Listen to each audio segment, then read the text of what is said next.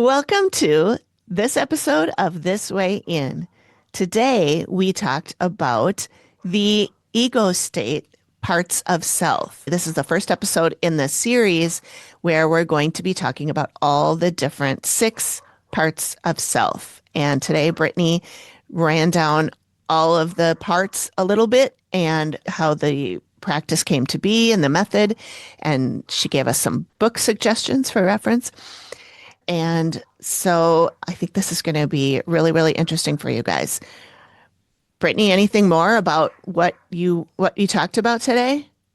I think you nailed it, but my biggest thing was just listen to the caution at the end because dealing with parts of self can be a little scary, just a little bit. Yeah. While this is good and fun, do keep in mind that this can take you to places you might not want to go.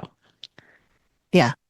Not necessarily this episode. I think you're safe listening to the episode. Yes. But once you start diving in and trying to do the work for yourself on yourself, Hmm. that's when things can get a little hairy. So, Yes, that's right. yeah. But still, good stuff. Real Yeah, good stuff. absolutely. Yeah. All right. Well, we hope you guys enjoy. Enjoy. So, Cool. parts of self. Parts of self. Yeah. So Tell me everything you know this is what I deal with all day long for in my day one job. hour. In 1 hour. Woo, that might take some time. 1 hour. We'll see. Anyway, so That's okay. This might be 2 episodes. yeah, it might have to be.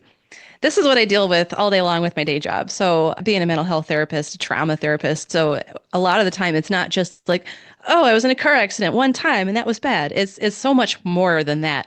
Like a single incident trauma, EMDR just by itself is good for that. But for everything else that gets complicated, especially the younger it is, the more pervasive or extensive, the more heinous, horrific it is, the more we got to delve into deeper things.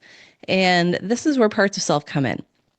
With the different parts of self, they hang on to different packets of information and experiences and whatnot.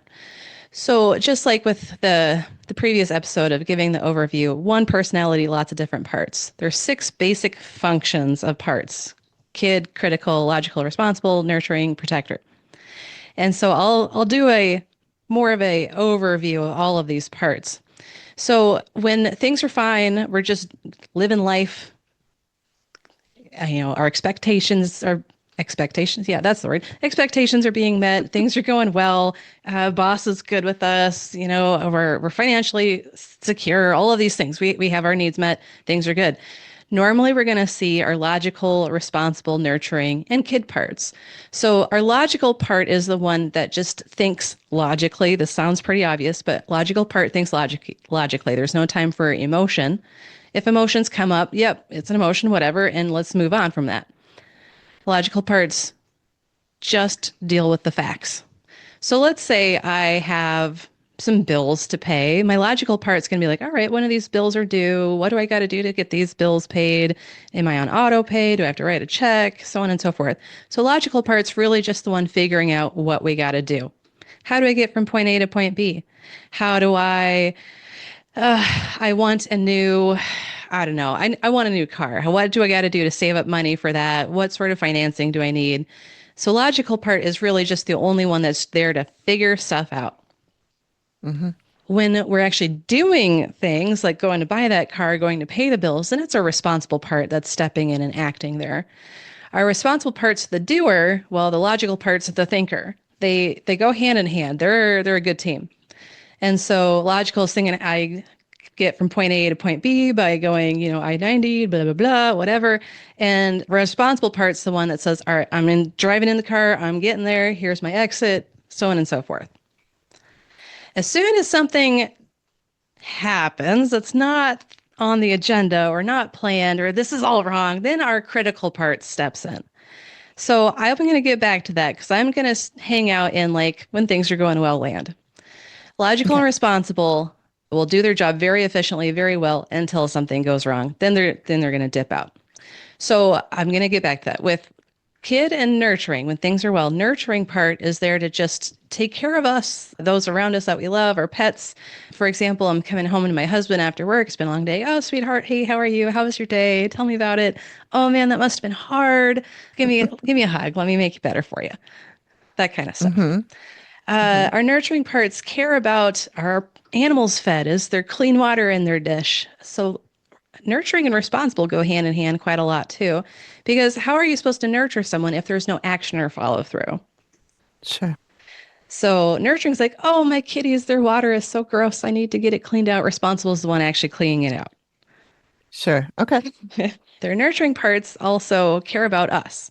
Like, what do I need? Oh, man, I really need some reassurance right now. So I go up to my husband. Can I get a hug? Okay. So nurturing parts will actually do that too. It's not just responsible acting. Nurturing parts will act as well. And then our kid parts get to come out and play when we're having fun, things are good. And that's usually for just doing the stuff we like to do. We're joking around. We're like excited. Oh, it's the weekend. What do we want to do? This is fun. I'm going to go try a new Indian restaurant somewhere, whatever. So kid parts are curious. They want to be doing things. They want to have fun. Don't want all the responsibilities. Like, man, it's the weekend. I know I've got a million chores around the house I got to do, but I'm going to play some video games. I'm going to play football. I'm going to just go for a walk. I'm going to go fishing. Kid parts want to do fun things. Mm-hmm. And it doesn't matter how old we get. We all have Yeah. kid parts. I'm just curious, Amy, what sort of stuff do you really like to do that you get super excited about, even these days? I get excited about going out and like going to happy hour with friends, talking, going to a new restaurant, like you said. That's a big thing. Yeah. Uh, going out and being in the community kind of Hmm. is what kind of gets me going. Also, I get excited about podcast editing, but that's not as fun. Yep. That responsible stepping in there a little bit too. Yeah. Yeah. Yeah. But I mean, I do have fun doing it. It is Yeah. fun, Hmm. especially when, it's like a funny episode or something and I'm laughing the whole time I'm doing it. It's still fun to me. Uh-huh. But yeah, mostly it's going out, being with, that's my introvert part. The extrovert part of me, which I do have both, Uh-huh. is going out and just chatting with people and being Yes. social. Absolutely. Yes. Our kid parts do want to be social. It's a Hmm. spectrum of how social our kid parts want to be. It's very individual. And of course, depending on how you're feeling introverted or extroverted, we all Hmm. have that. So, yeah, Yeah. your kid part's alive and well, of course. We all have these kid parts that want to come out and have some fun. Hmm. As we're talking here, it's quite apparent that our parts of self aren't just one at a time. They usually work hand in hand. There's usually a Hmm. combination of parts working all at the same time. So for like when you're editing, that's kid and responsible. When you're out socializing, it's probably just kid, but maybe, Hmm. depending on how much you've had to drink or whatever, well, who's the DD? Or maybe I need to rein in my drinking. So responsible's there too. Uh-huh. It's Yeah.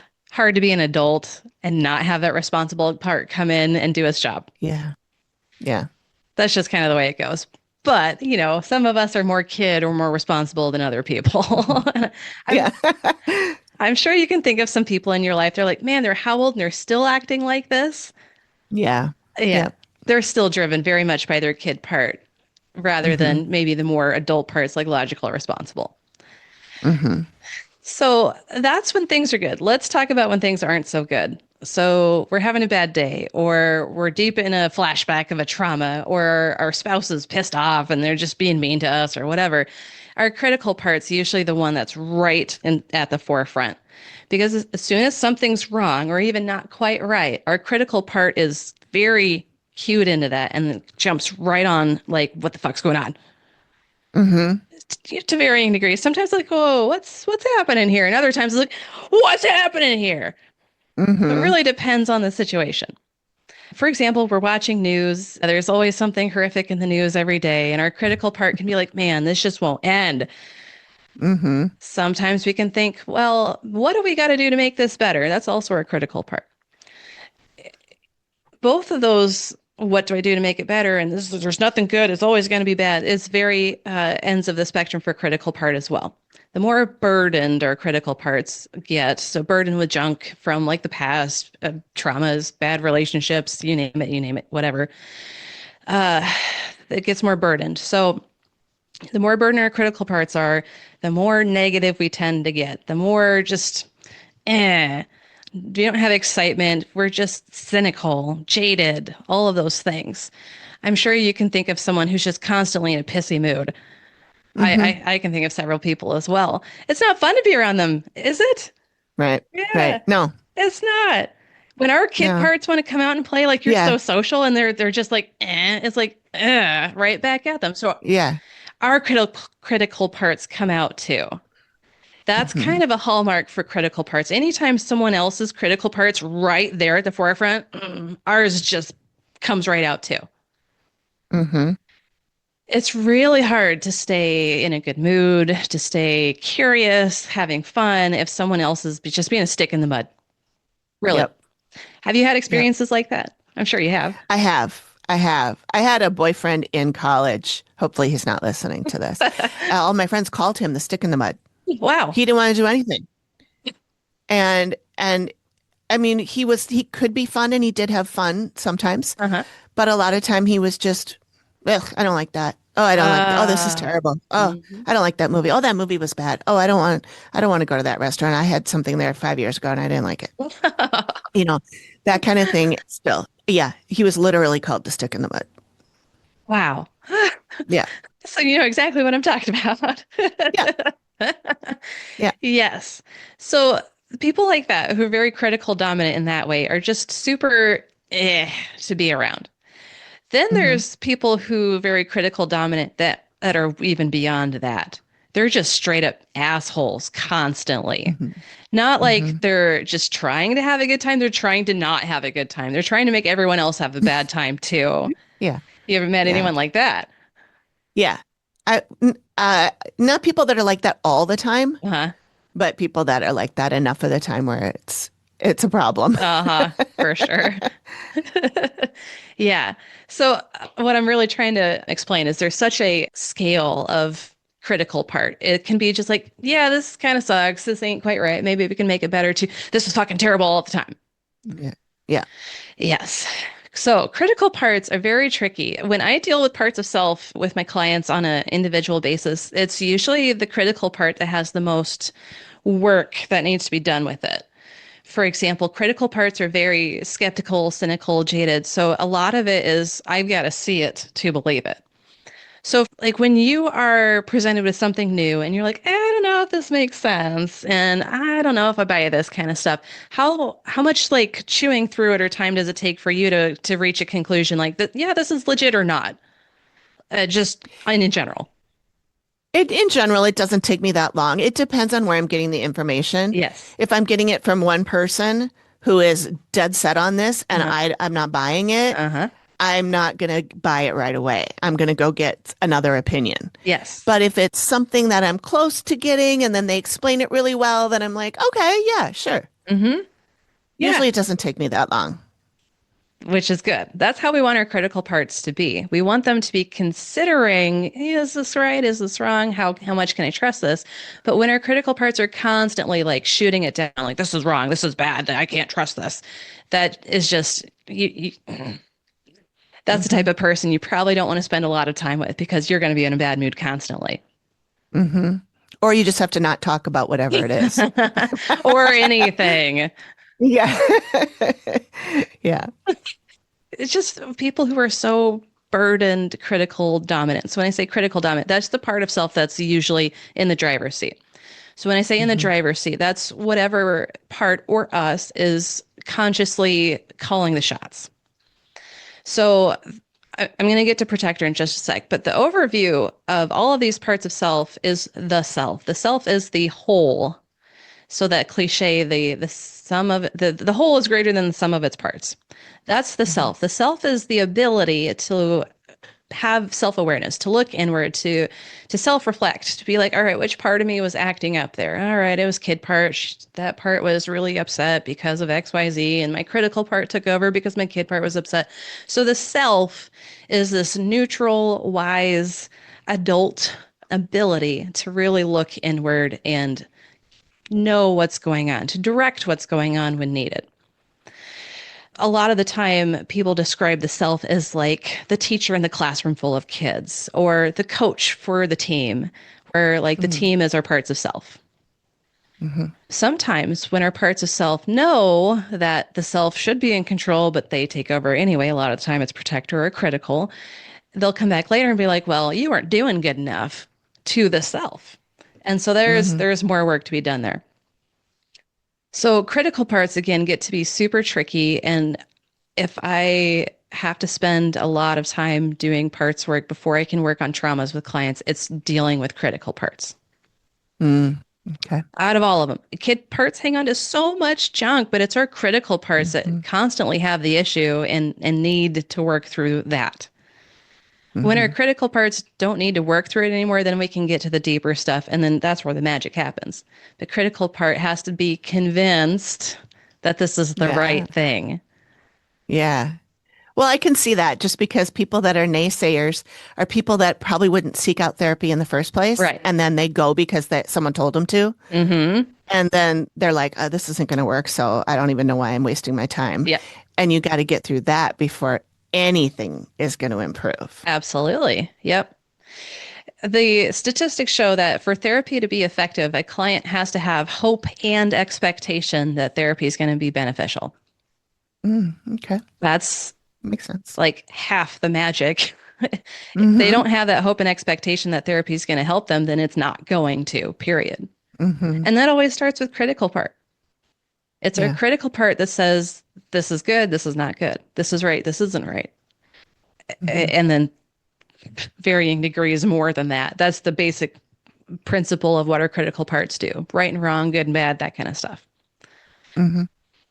So when we have our protector parts come in, that's usually when critical parts get to be more burdened. The more burdened our protector parts are, the more burdened our critical parts are. But that also says how burdened our kid parts are. It's always sort of equal. The more burdened our kid parts are, that's as burdened as protector and critical parts are going to be too, if that makes sense at all. Doesn't. Hmm. Yeah, Hmm. okay. Yeah. So with our protector parts, they are most concerned about our burdened kid parts. So the ones that hang on to junk and trauma and big emotions that are really hard to deal with. As soon as a protector part notices that emotion that comes from that burdened kid part is getting kicked up, then they have to go into high gear to get it tamped back down somehow. Hmm. So a lot of the time it's distracting or avoiding or doing something else, just going away from what's welling up in that kid part. Hmm. We're kid parts. We have lots of parts. So a big thing that we all kind of do is like doom scroll. Like we just get on our phones, we just look through stuff. It's brainless, and that is our protector part trying to avoid feeling what we don't want to feel or dealing with what we don't want to deal with. These little things like that seem super innocuous, playing on the phone, just watching TV, zoning out with a good book. Like there's nothing wrong with that. But if all you're doing is avoiding, distracting, you're not dealing with anything. You're going to be Sure. constantly avoiding and distracting the rest of your life. And that gets old. Yeah. I don't know about you, but sometimes when I'm on my phone long enough, I'm like, man, I'm over this. I need something else to do. Yeah. Yeah. I mean, I can do it for a long time, but yeah, a lot of times that's also like, I know this isn't good for me. I got to find something else, Yes. it's not just that I'm bored. It's that I know I need to vary my intake, what goes into my eyeballs, earballs. Yes, absolutely. So that's a logical part there saying, well, there's only so much of this that's going to be good for you. Let's do something else. And Hmm. with protector part being less burdened than I'm assuming a lot of people, it's like, all right, let's do something else. If your protector part was super burdened, though, it'd be like, screw that, and I'm just going to stay on the phone. It doesn't matter. Like other parts of you can be screaming at you, like, you need to do something else. This isn't good for you. Like, Hmm. I don't care. I'm still on my phone. That's what our protector Hmm. parts do. They will override practically every other part if they think they need to. Okay. So the most obvious example I give of this is like, let's say you're watching your kids, they're playing ball, the ball goes in the street, a car's coming, kid runs after the ball in the street. You're not thinking, you're just reacting. You're running after the kid, scoop up the kid, like, God, what did you do that for? I'm so scared. I'm so happy you're okay. That's our protect part. Like your body's moving before you even realize what's going on. Uh-huh. This also happens when people like say, "Oh, I was so pissed off. I blacked out and I just started swinging at the guy." Like, for example, some guy makes a pass at your girlfriend and you black out because that's your protector part taking over and just start swinging. Can I just ask, your protector part is that protecting you? You say it's protecting you, right? Yes. But also it can be protecting other people in your Uh-huh, life. absolutely. Yeah. Yes. So just like nurturing part takes care of us, takes care of other people, protector part will protect us and those that we love, our pets, our Mm-hmm. family, whatever, objects, just whatever that we care about. Our protector parts Mm-hmm. on top of it. Okay. The more we care about something, the more our protector part is going to be cued into it. Um, I'm trying to think of an example. Let's say you have a bunch of pets and like you have a favorite pet and both of them go out in the street. You save your favorite pet first. Not like you would do that. I know you would try to save all of your pets equally, but I mean, that's just an example. Well, I used to have a cat I didn't like, so There you go. I'm familiar. I would still save him, but he wouldn't be the first on the list. Sure. You know what I'm saying then.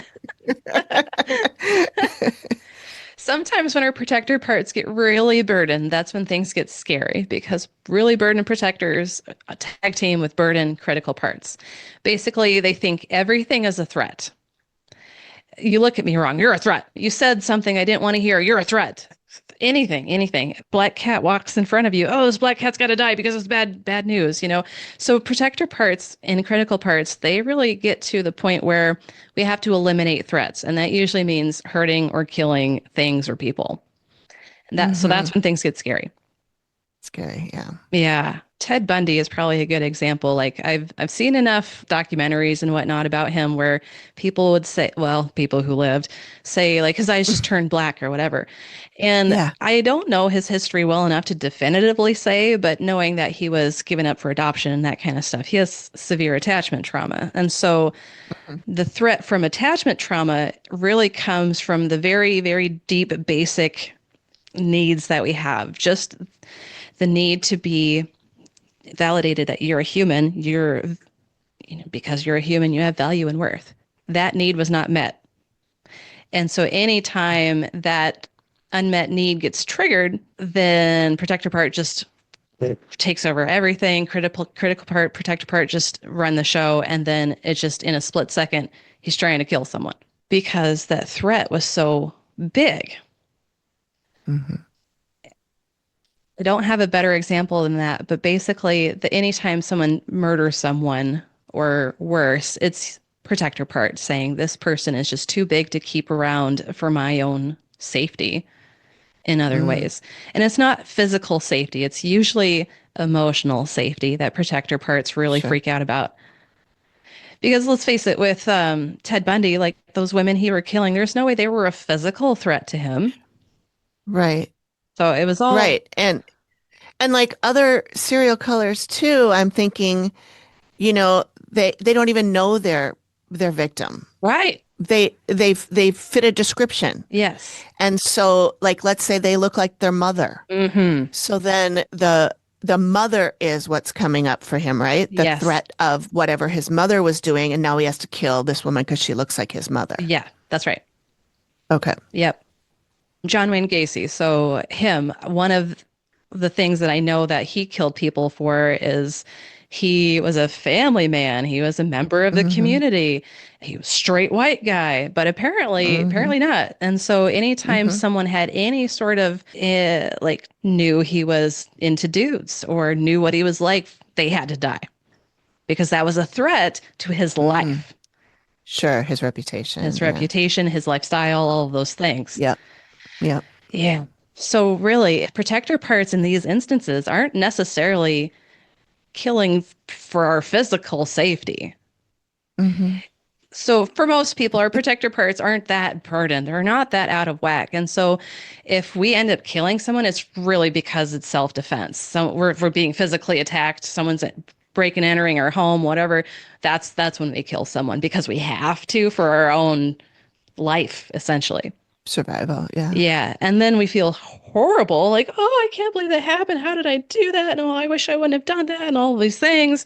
But people whose protector parts, like these serial killers, they won't think that. They'll just be like, did what I had to do and move Yeah. on. Very robotic in a lot of ways because protector parts at that point are so far disconnected from the other parts of self, especially nurturing part, logical, responsible kid, so far removed from those parts. Protector part is just one track mind. So, as protector and critical parts that we really got to be leery of for ourselves, even as soon as we notice we're being super negative, like, okay, what's going on? What's going on with our critical part? Why are we being so negative? Why are we being an asshole to someone?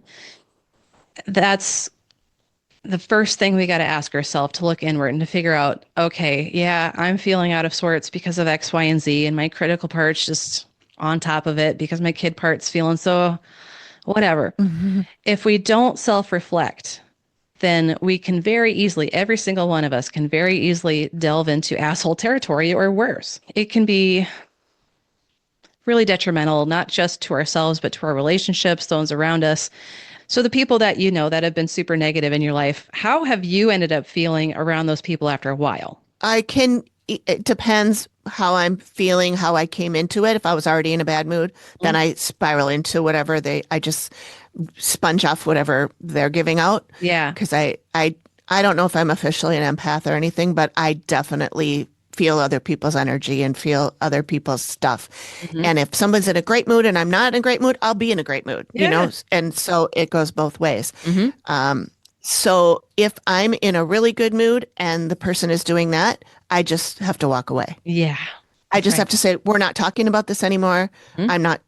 I'm not gonna continue this situation. Mm-hmm. I'll go do something else or I'll talk to somebody else if I'm out in public Yeah. until that other person calms down or changes their mind. Right. Otherwise, I will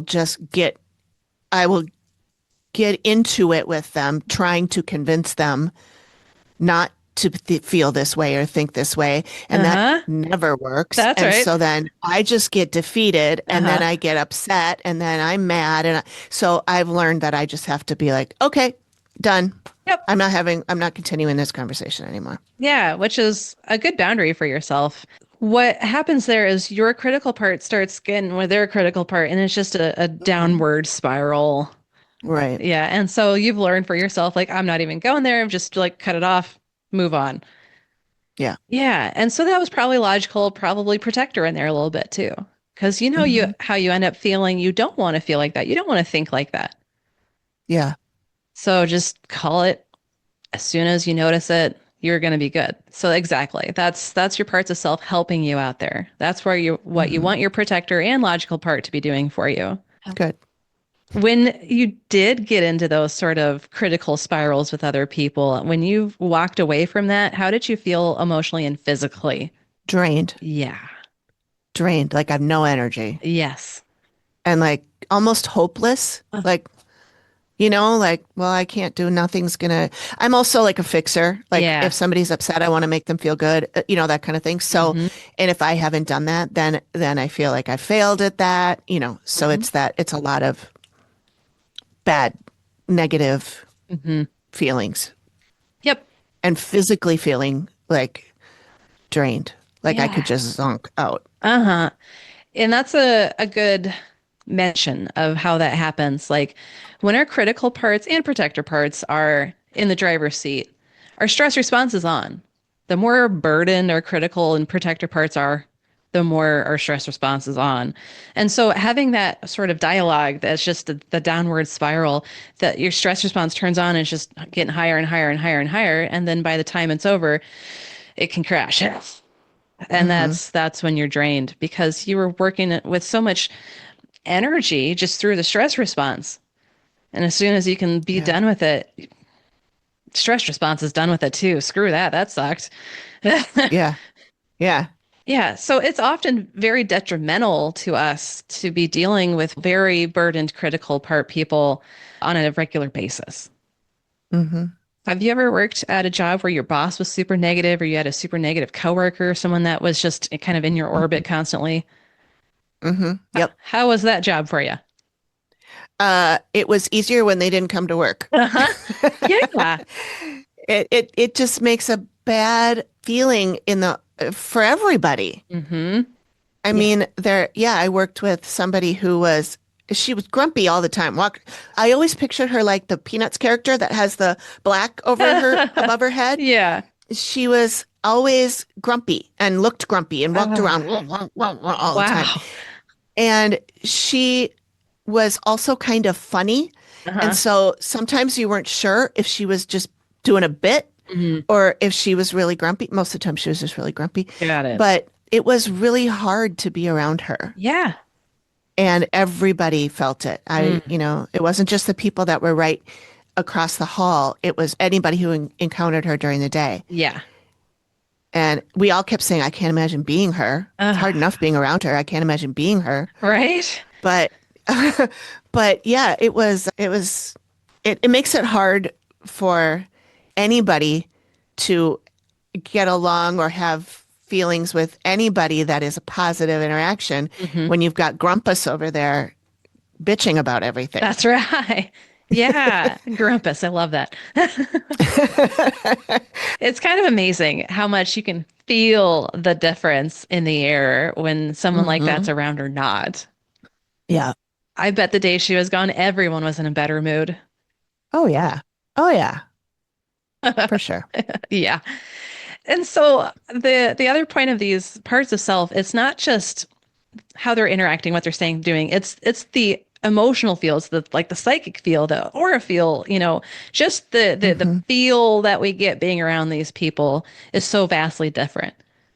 If you're with Hmm. someone who's full in kid part, they're excited, they want to be doing this, and then you can feel that excitement too. Yeah. It's almost like jittery electric, but oh, this is a good jittery electric. I Yeah. like this. And then when you're on Grumpus, it's like ugh, it's heavy. It's just I can't even move. It's just so thick. Ugh. Yeah. Yeah. Yep. And when you're around logical or responsible, there's not much of a feel. It's just, yeah, let's get this done. It's kind of a motivating Yeah. sort of feel, but you don't really Hmm. feel it as much, but you know what's there. Yeah. So anyway, I could go on and on and on about the different feels of these parts of self, but I'm curious with me just giving the deeper overview of these parts, what sort of things are you curious about? What sort of questions are lingering? What do you want to know more? I would like if you could explain what is burdened versus unburdened. Mm-hmm. You've mentioned the parts can be burdened and that's bad, and unburdened and they're good. Sure. In general, very, very general terms. Yes. But what, like, I assume that trauma is what makes a part burdened, but what do you actually, well, like, what is an example, or not an example? Example would be good too, but an actual explanation of what burdened versus unburdened is. Yeah, absolutely. So, unburdened parts of self, those are the parts that are free to just do what they are meant to do. For example, if logical part is unburdened, then if I'm sitting down to do some math problems, like doop doop doop doop, easy peasy, got this done. If my logical part's burdened, it's like I don't want to do these math problems right now, and I mean, as you're hearing more critical come out. Critical comes out with logical when logical is burdened because logical Mm, will only stick around long enough until it's like screw it, I'm out. So like I've got to get these math problems done, but I'm not thinking as straight. It's not as good. And logical is getting burdened because underneath is kid part feeling, oh, I suck at math. I'm not good enough. So there's a lot of negative cognitions. Negative mhm, cognitions are any like negative self-belief that you know logically isn't true, but it still feels true. So logical is like, I know you're mhm, good at math. You can do this. But kid part's like, no, I suck at math. I'm terrible. I don't know what I'm doing. So that's what makes logical burden is the other parts kind of dragging it down. So logical parts don't necessarily hang on to junk or trauma as the other parts. Responsible parts can hang on to junk and trauma. For example, if I was fired at my job because I didn't do something right, my responsible part's going to be the one taking on that burden. I did something mm, wrong. I couldn't fix this. My boss hates me because I wasn't responsible enough, or I didn't know what I was doing well enough, or whatever, whatever, whatever. And so mhm, anytime something bad happens and we just kind of internalize it, that's a burden. Something as innocuous as my husband looked at me funny to something very, very traumatic, like I was born into sex trafficking. That's a very traumatic mhm. thing, of course. Of course. So the more just shit we go through, the more parts of self will just kind of hang on to it and contain it. So that the more a part of self is containing that junk from the past, little T trauma, like husband looked at me funny, to big T trauma, I was born into sex trafficking. It doesn't matter Mhm, to the limbic system. The limbic system is the parts of self that are involved with the stress response. Doesn't matter to that, doesn't matter to stress response, doesn't matter to parts of self. If it's something bad, then they're hanging on to it unless we can work mhm, through it. So the more junk our parts of self hang on to from the past, the more burdened they get. And sometimes parts of self hang on to so much they can't hang on to all of it. And so we have to develop another part of self just to hang on to some of the other junk. This is where things get really complicated with like dissociative identity disorder, formerly called Mm-hmm. multiple personality disorder. It's not multiple personalities, it is one personality. I can't emphasize that enough. One personality, lots of parts though. Again, just to review, like a car engine, it's one engine, but lots of different parts in that engine. So when our parts of self go through something so traumatic, they have to kind of split off to contain different aspects of the trauma. That makes those parts in and of themselves exceptionally burdened because they can't hang on to anymore. They're as burdened as they're Mm-hmm. going to get. Mm-hmm. So that's the difference between burden and unburdened. The more burdened a part is, the more dysfunctional that part tends to be, and the more dysfunctional we tend to be. So if all of our parts of self are unburdened, that means we're going through life. Things are good. Our relationships are pretty straightforward. We have a good relationship with ourselves. We can operate no problem. Like I can get to work. I can do all of these things. No issues. The more burdened I am, the harder it is to just get out of bed, to just brush my teeth, to just do anything, to have good relationships, to like myself, to get to a job that I'm happy with instead of feeling, oh my God, I'm going to get fired today, so on and so forth. So the Mm-hmm. more burdened our parts of self get to be, the harder it is for us to operate in any situation. Okay. So if a person has a burdened kid part, Hmm. that usually comes from not having their needs met as a child, right? So a lot of the time, yes. That's not Okay. always the case, but it is a lot of the time. Okay. And then protector part comes out to protect that little child. Uh-huh. And then with all their shit, does that make them burdened as well? Oh yeah. Hmm. Okay. Okay. Yeah. The more burdened our kid parts are, the more burdened protector, critical, nurturing tend to be. Mm-hmm. Mm-hmm. Responsible, logical, if they can kind of keep doing their own thing, they're not going to be as burdened.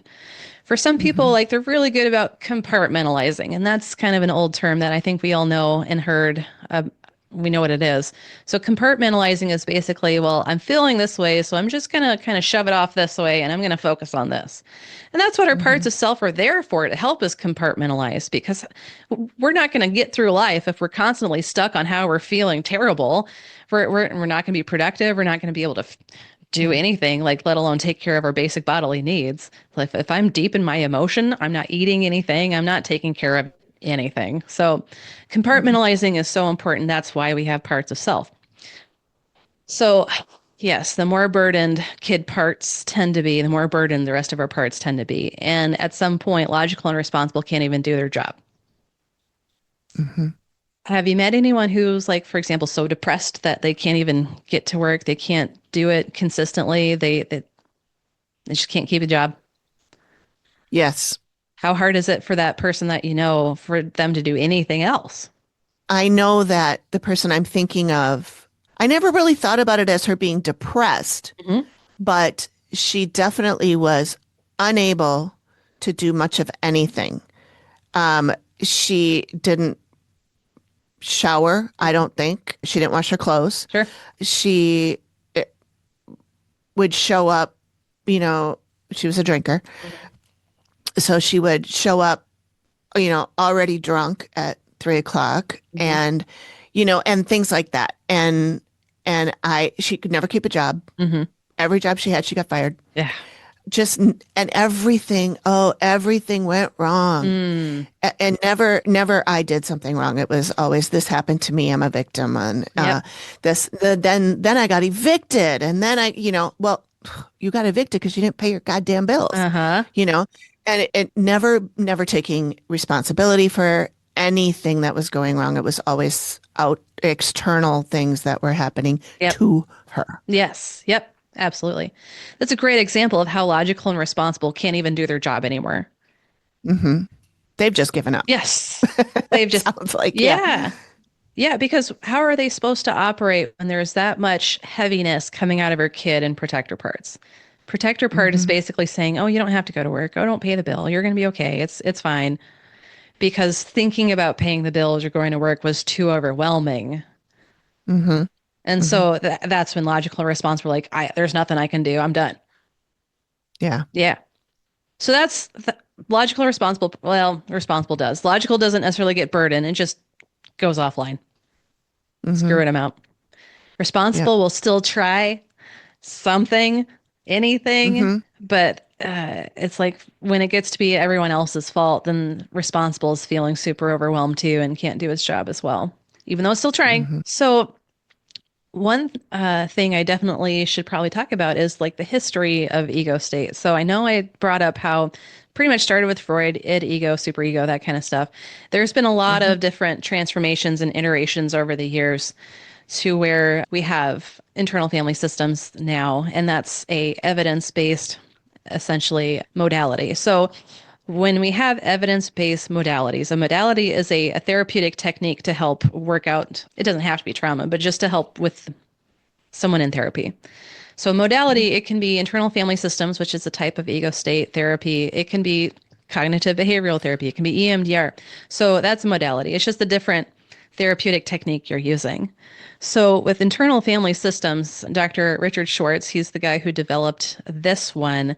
It's evidence-based because he's been able to replicate his methodology and do studies that basically show its effectiveness, like CBT has, EMDR has.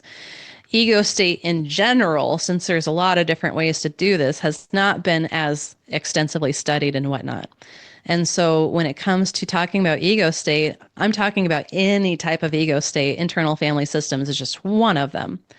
I use a bunch of techniques from that, but I also use other ones such as structural dissociation, which is just a framework of how parts of self dissociate. So dissociate is a spectrum. A lot of people think it's a big mythical thing. It's not.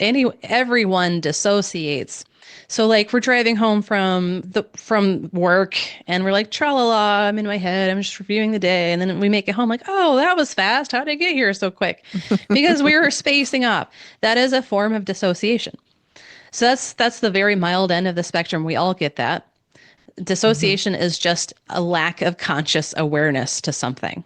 So if I'm spacing off, I'm Okay. not consciously aware of me driving. A part of me is aware of me driving, but I'm not. Me, the self, I am not consciously aware of doing that. So that's Mm-hmm. dissociation. And the far end of the spectrum is parts of self are so far separated and removed from each other that they will jump in and out of the driver's seat and the self won't even know it. Like sometimes we lose track of time and a part of self had just taken over and someone will explain, well, you said X, Y, and Z, and you did A, B, C, and you were like, I did? How'd I do? I don't remember saying that. So Mm-hmm. that's kind of the farther end of the spectrum, but there's even worse than that. So dissociation, structural dissociation basically is the framework of how parts of self get to be exiled. And exiled is an IFS term, internal family system. So exiled parts of self get to be so far removed from us that we don't even know they exist anymore. Protector parts will do that because this is just too much to deal with. We have to get rid of it somehow, whether it bury it so deep or just bury ourselves in something else that essentially that part's so dissociated we don't know what's there. Okay. I can get deeper into things, but that's basically structural dissociation. It's just kind of that framework of how this works. And then there's easy ego state interventions, which is basically just any part of self that has a struggle. So let's say I was 7 and I goofed up at my choral concert. And so I've been feeling like super embarrassed ever since I was 7, every time I think about that. So basically, easy ego state intervention says, let's take a look at that 7-year-old and just kind of see the facial expressions, body language, all of that stuff. And let's just start talking with that part. So there's no real like heavy framework. It's just let's go with what works. Mm-hmm. Then there's dynamic needs meeting strategy. This works with child parts of self that have unmet needs from childhood. So basically, our childhood needs are to have our emotions validated, empathized with, to be given real life information. If we have things go wrong, to have that explanation, to have the support. If we have to grieve, to be taught how we're supposed to grieve and what that is, so on and so forth. There's so many more childhood needs in that. So DNMS, the dynamic needs meeting strategy, basically is ego state just to fill those unmet needs in child parts. Okay. There's so much more. So, for example, Brittany's showing books right now for those of you who are not watching, you're just listening. And so I'll put all the names of the books in the show notes yes, if you want to reference that. Otherwise, just watch the video. thank you, Amy. Yes. Then there's Sandra Paulson. She does kind of a mix of things. So she uses structural dissociation, but she also uses sort of like the TNMS, the easy ego state. She will basically go to any part of self that has a bunch of trauma and deal with that part. A lot of what she does is pre-verbal trauma. So pre-verbal trauma is anything that happens to us before we talk. Wow. And that deals with implicit memory. And implicit memory isn't like our words and picture play by play memory. It's what we end up feeling physically and emotionally with any sort of trigger. And a trigger could be a touch, a smell, anything sensory. It could be a situation, it could be a dynamic. And then we're starting to feel some way, physically, emotionally, whatever, and we have no idea why. That's usually from pre-verbal trauma or pre-verbal experiences. Our bodies, our emotions remember, but our prefrontal cortex does not remember. So Interesting. that's what she deals with a lot. And a lot of what I deal with is that too. So Really? yeah, a lot of the ego state stuff I deal with is pretty advanced. And I can get really deep into that, but I just wanted to do this overview. There's a lot of different ways of doing ego state.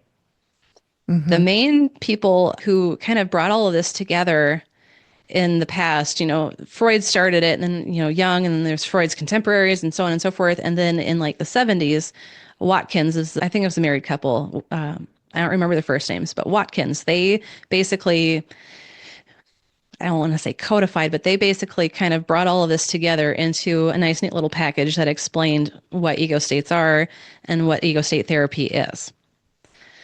And so from Watkins has come all of these other ones like structural dissociation, IFS, easy ego states, all of these ones.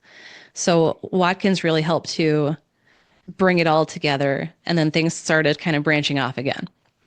When I was in grad school, working toward my master's of social work, there was one class that we took that was basically like an overview of modalities. And the professor I had, he's passed away now, which he was a good guy, but he was very like antiquated in what he was teaching us. So we got the basic stuff like CBT, but we also got transactional analysis, which most people have never heard of. It's a type of ego state therapy that's very basic. It deals with 3 ego state parts of self.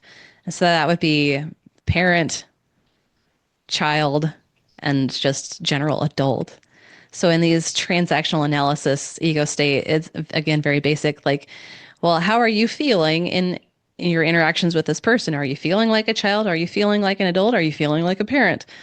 So I mean, it's very basic and very, I don't know if unhelpful is the right word, but it's just That's the word I was thinking. not very helpful.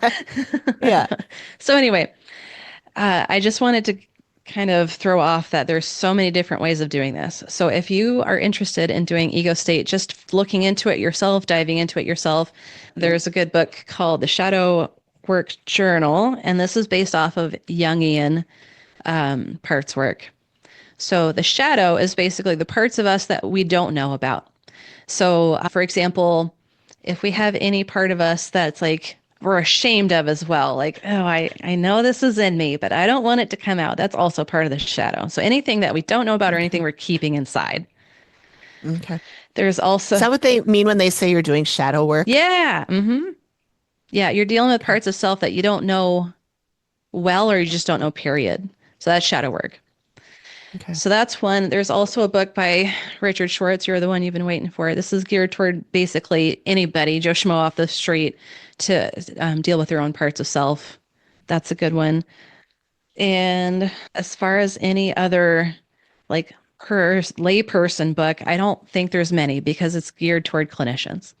So basically, Yeah. these two, you're the one you've been waiting for in the Shadow Work Journal. Those are the best ones I could suggest, but also Easy Ego State Interventions. This is very accessible. Anyone can read this and understand what's going on. So Robin Shapiro, who wrote this book, I actually met her in person for the training she was giving for this, and she's really funny. She's super lightheaded. Oh my God, lighthearted. I think she said she's from Sioux City, Iowa originally. I'm like, oh yeah, Iowa girl, that's great. Yeah. So anyway, she's very accessible. Her book is probably the one I would give out the most out of all of these three, Okay. for lay people, essentially. Sure. I, I'll put links in the show notes okay, and yeah, and then we'll maybe do a blog post or something too yeah, sounds good. with all that. Yeah.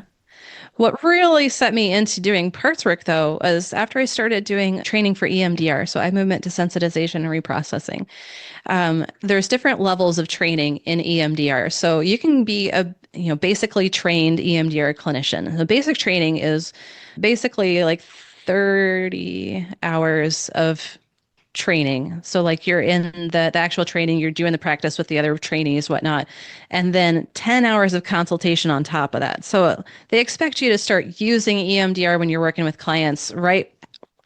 It's two trainings like weekends that are several months apart. So after the first half of the training, they expect you to start using it right away. And by Okay. the time you're done with that second half of the training, you should have 10 hours of consultation, or at least working toward 10 hours of consultation. So that's basically you're talking with an EMDR approved consultant, and I'll explain that in a minute, but you're talking with them for 10 hours about your cases. So I have this case, I'm doing X, Y, and Z, I'm kind of stuck here. What do you suggest? So on and so forth. So Hmm. that's consultation.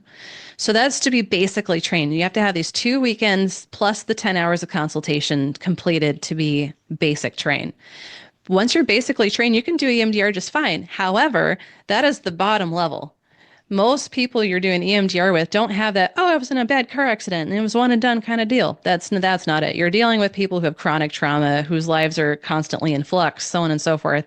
Hmm. And so that's when you want to keep working towards certification. Certification is another 20 hours of consultation on top of that first 10. You also have to see so many clients for so many EMDR sessions to be certified. So certification is really when people start diving into deeper things. And so that's when I started diving into deeper things too.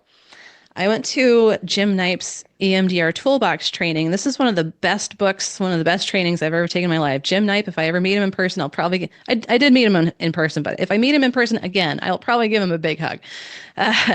He has really set me on the right path. So when he was doing this training for EMDR Toolbox, which this is not necessarily a book for lay people, but it is fantastic. He was talking about apparently normal parts or emotional parts. And he started talking about parts of self. I'm like, what is this guy even talking about? I feel like I'm so lost. And my consultant at the time was actually at the training too. And I remember talking with her. I'm like, I feel like I'm missing something. And she was just like looking at me like, what? I don't know what you're talking about. Not my favorite consultant. But anyway, she was good for what I needed. Good. Yeah, so that's when I started diving deeper into parts of self. And when I was first doing parts of self stuff, it was really loosey-goosey. Like I'm just going off basically what Jim says.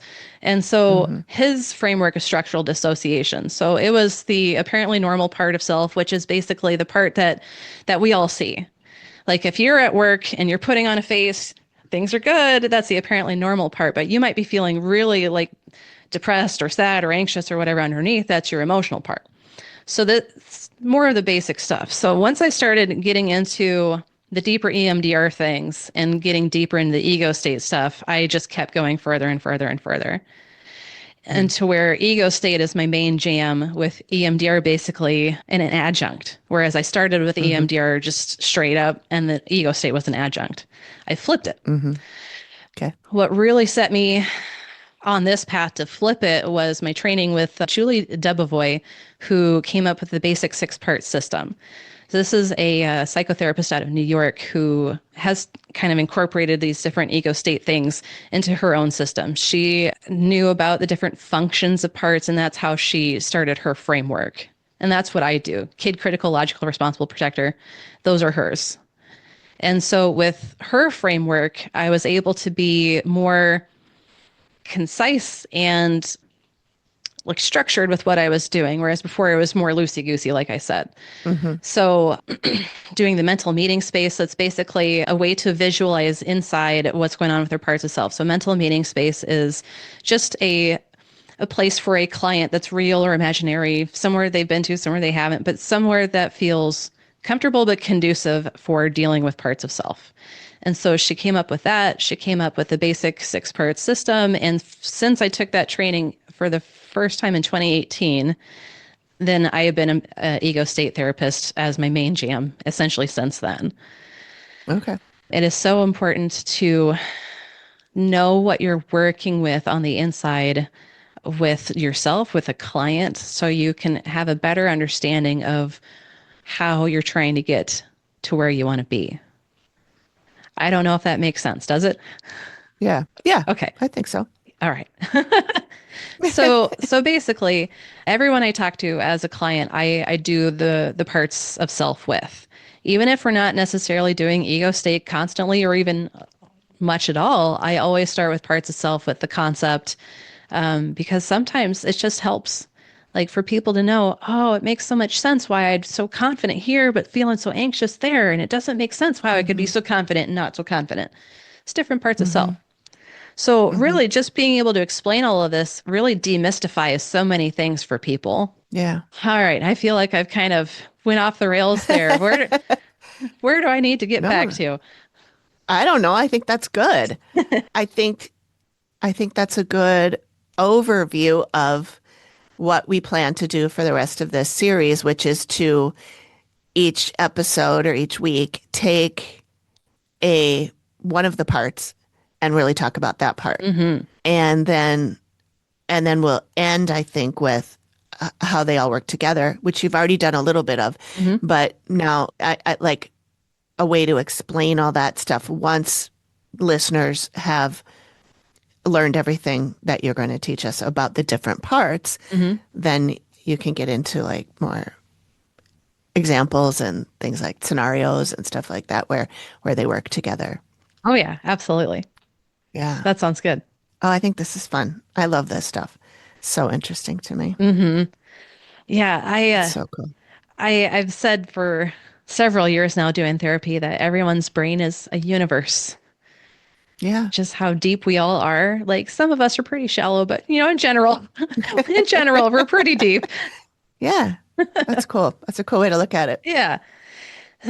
It gets messy. So, my only caution I want to throw out there to people who are listening to this, to people who are interested in dealing with their own parts of self, is sometimes getting into parts of self, you might find something you're not particularly fond of. Something can be scary. Something can be really uh, like you want to avoid. For example, I had a friend who I was talking with about parts of self. She was interested. She was like, "Oh, walk me through it."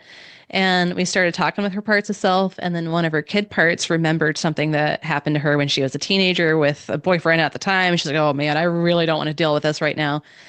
Mm, And so her protector part shut it down. And that's okay. There's nothing wrong with that. She hmm. wasn't ready to go there. That's all right. Hmm. So sometimes diving deeper can bring up things you don't necessarily want to know. Things that Sure. well, most of you have forgotten. Things that can be Hmm. scary, things that can be really destabilizing, even. For example, some of the older people that I've worked with who have been depressed their whole lives, turns out it was pre-verbal trauma.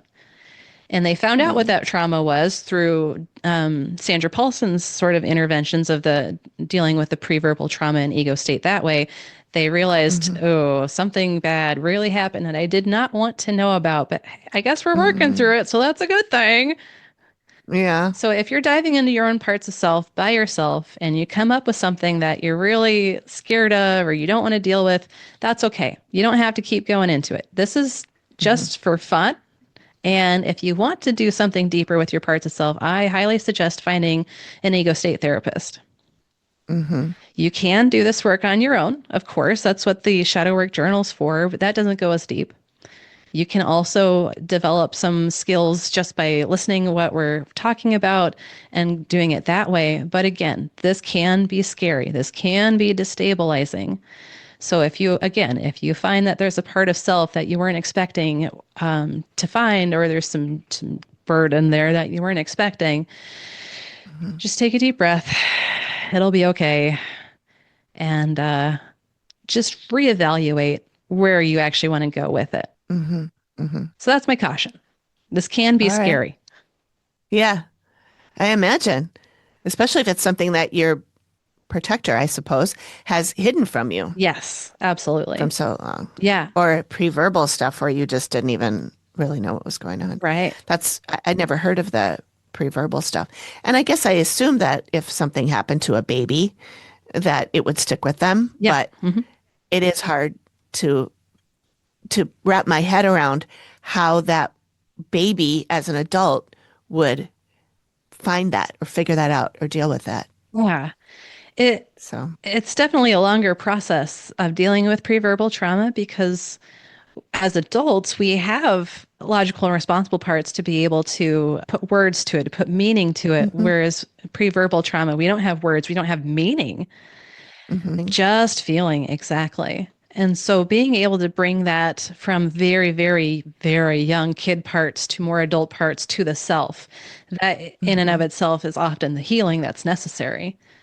Hmm. Just to validate and empathize with what happened with that part, to say it wasn't your fault or you're safe now, that kind of stuff. Hmm. That's where the magic happens.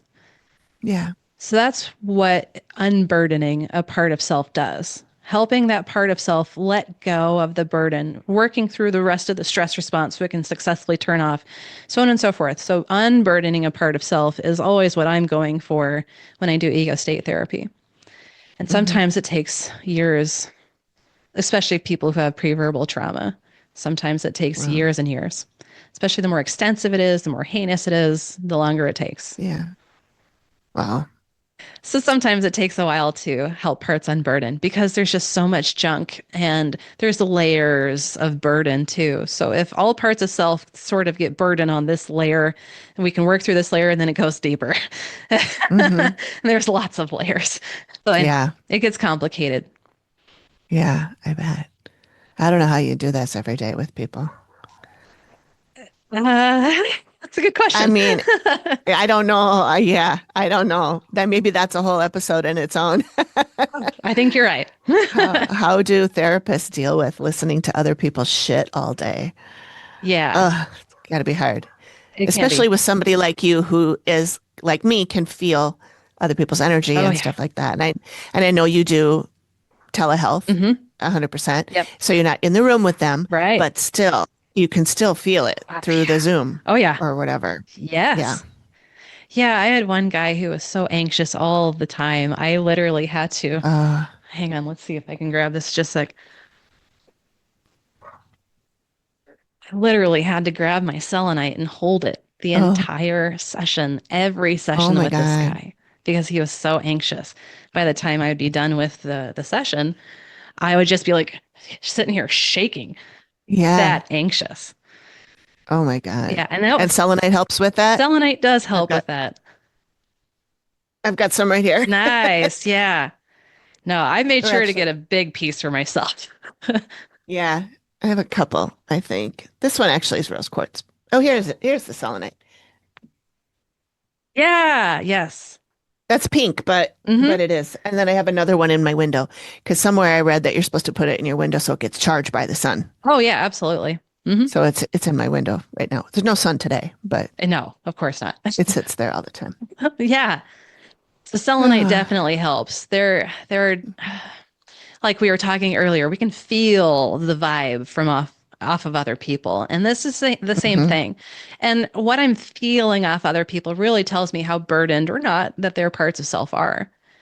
Hmm. And with this guy, he didn't stick with me long because his protector part shut things down. As soon as I tried going Oh, deeper, his protector part didn't want to go there because he didn't want to. oh, It was dealing with his parents, really, and he didn't want to go yeah, there. That's okay. He wasn't yeah, ready. He might never be, and yeah. that's okay too. So his protector That's part, too bad when you yeah. think about it, though, because if going there, dealing with it is going to, I don't want to say fix, but make make it better. Right. It's a shame that people don't aren't willing to do that. I understand not being ready, Yeah. but it would be sad if he never got the help he needed Right. and went through that anxiety and that nervous or whatever Oh, yeah. feeling his whole life. That would just, ugh.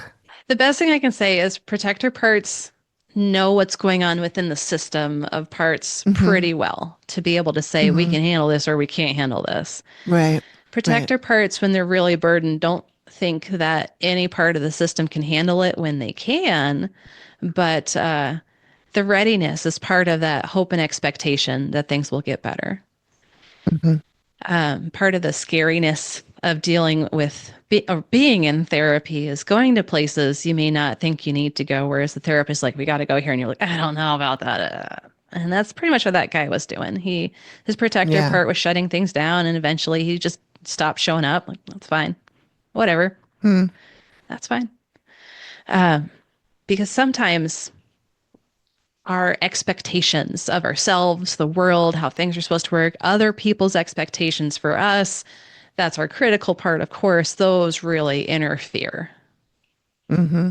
Let's take toxic masculinity as an example. Like if toxic masculinity says, well, I shouldn't have emotions and I should just be fine and just get to work, it's going to be all right. Well, then if I'm feeling any other emotion, then, well, I'm just being a little bitch, you know? Yeah. Yeah. And so that's critical part shutting it down. And if critical part Hmm. shutting it down, then protector's like, well, we can't go there. We got to shut it down.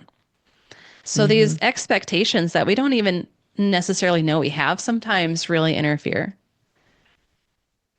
Society really interferes. Um, Yeah. I have a good amount of guys on my caseload currently, and I have my entire therapy career, but the vast majority of people in therapy are women. Yeah. And the vast majority of the demographics of people in therapy are white, which Hmm. there's a lot of historical things I can get into for people of color not having access to healthcare and so on and so forth, plus Yeah. years of systemic institutional racism, so on and so forth. I mean, there's a lot of mistrust of like the medical community, even though I don't consider Sure. myself part of the medical community, there's still a lot of Hmm. mistrust in that. So there's such a need for people of color to get into therapy. Public Yeah. service announcement, people of color, please get into therapy. Yeah. And by get into therapy, you don't necessarily mean go to therapy. You mean become a Yes, therapist. become a therapist. Yeah. Yes, Yeah. please. Yes. Yeah. So needed. Yeah. For Um, sure. yeah. So anyway, I could go on and on and on and on, but I will save the rest for another time. All right. Well, thank you. This was excellent. And we'll be back next time with one of the parts. Do we know which part we want to do What next? part do you want to do next? Well, I don't know. I mean, I kid comes to mind first because that's mine that I'm dealing with. Uh-huh. And also, I mean, that's everybody's first part, right? Yes. Unless it's maybe protector if something happened early on. Hmm. But yeah, I mean, we all were kids. Yeah. Okay. So I kind of feel like that would be a good one Let's if do you're it. down with I'm that. down. All right, Yes. cool. All right. Well, we'll see you guys next time when we talk about our kid parts. Yes. This Way In is a conversation about mental health and everyday well-being, but it is not therapy. Listening to this podcast does not create a therapist-client relationship, and the information we share is for educational and entertainment purposes only. If you are feeling overwhelmed or struggling with your mental health, please reach out to a qualified professional in your area. Never delay, disregard, or change professional recommendations or advice because of something you heard here. And please remember that any views expressed here are our own and don't represent any licensing boards. This Way In is co-produced by Brittney Baxter Dameron and me, Amy Lotsberg, at Collected Sounds Media. I also edit and manage the show, which is part of the Collected Sounds Independent Podcast Network.